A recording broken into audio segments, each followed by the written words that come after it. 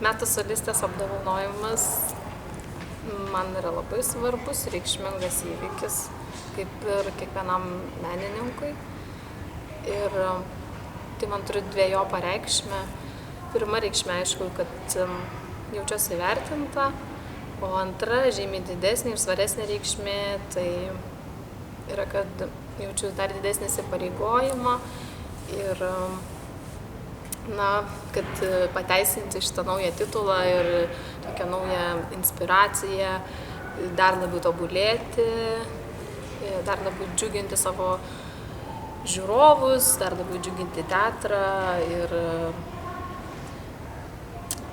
iš tikrųjų tai buvo labai netikėta man, turiu pripažinti, nes mano pastatymo metu buvau taip pasinėrusi į darbą ir kad kažkaip tikrai net nepagalvojau apie jokius apdovanojimus ir šitas apdovanojimas man buvo tikrai didžiulė tokia staigmena. Tai smagu, tikrai labai nuoširdžiai noriu padėkoti teatrui, teatro vadovybei, už pasitikėjimą, už suteiktą galimybę, už naujus namus, savo visiems artimiem bičiuliam, bendražygiam, kurie manimi tikėjo ir mane skatino. Taip pat, iš tiesų labai sunku išvardinti visus tos žmonės ir aprėpti, kuriems aš esu dėkinga, nes ko gero kiekvienas žmogus, kuris yra šalia manęs, vienaip ar kitaip yra man reikšmingas ir nuspalvina mano gyvenimą ir įtakoja mano vaidmens atsiradimą ir mano kūrybinį kelią. Tai iš tiesų esu dėkinga visiems, kuriuos pažįstu. Ačiū. Я безумно счастлив, что меня номинировали, и я получил такое звание высокое и премию «Солист года». Я много работал над этим, долго шел к этому, но больше всего мне приятно. Больше всего мне приятно то, что руководство замечает о том, что что мы делаем успехи какие-то, работаем над разными ролями, партиями, и это не остается незамеченным. Самое приятное то, что это все не остается, можно сказать, за кадром. А это нам дает только, наоборот, какие-то силы и мотивацию на новые и новые роли. Самого любимого даже, наверное, не назову, потому что каждый спектакль интересен по-своему, каждый по-своему любим. Какие-то, могу выделить, что если из классического репертуара, наверное, это «Лебединое озеро» и «Жизель». Также в этом сезоне еще будет постановка спектакля «Дон Кихот». Я очень жду и надеюсь, что мне повезет станцевать главную роль, партию Базиля. Это тоже такая моя мечта. А если из неклассического репертуара, то это, конечно же, «Красная Жизель», партия чекиста. Она мне очень нравится, эта партия. Žinoma, labai netikėtai buvo miela gauti tokį apdovanojimą ir iš tikrųjų labai miela, kad tik įsiliejus į teatro trupę buvau iškart pastebėtas ir kadangi šitą apdovanojimą gavau už 4 vaidmenis, tai reiškia tas pasakymas, kad mažų vaidmenų nebūna, yra tikras. Aišku, taip niekada negalvoju, kuris vaidmo pirmaplanis ar antraplanis, ar ten dar trečiaplanis, nes vis laik kuri personažą ir nesilygini, ar tai pirmaplanis vaidmo ar ne, nes tiesiog tavo kūryba, tavo personažo jausmų, emocijų skalės perteikimas ir yra tavo siekiamybė.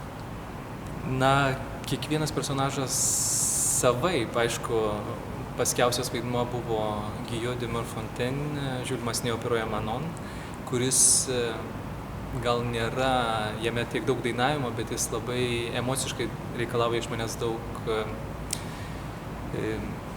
tokio emocinio proveržio daug, nes ir pyktis, ir sarkazmas viskas viename, ir nusivylimas, nes jis niekada nebūna vienoj kažkokioj tai linijoje, visą laiką personažas yra arba tokioje amplitudėje, arba aukštoje, arba žemoje, tai tą buvo labai sunku išreikšti,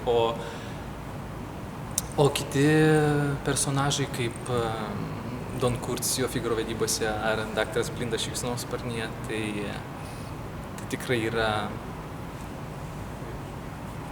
palyginus maži, bet labai charakteringi ir visada galima atrasti su režisieriumi pasidarius visokių spalvų ir niuansų. Metų baleto viltis man yra labai didelis netikėtumas, tai labai pareigoja, turiu nešti labai didelę atsakomybę ir manau, tai yra labai didelė garbė. Dabar ruošiu spragtukę rusų šokį, jį šoksiu jau už kelių dienų. Labai baisu, labai jaudinuos, nes tai bus kaip ir pirmas mano toks solinis vaidmuo iš svarbesnių tokių ir nesijaučiu dar labai taip užtikrintai ir gerai, bet labai tikiuosi, kad viskas bus gerai. Metų operos vilties apdovanojimas tai visų pirma buvo labai netikėtas ir toks kalėdinis siurprizas, galima sakyti.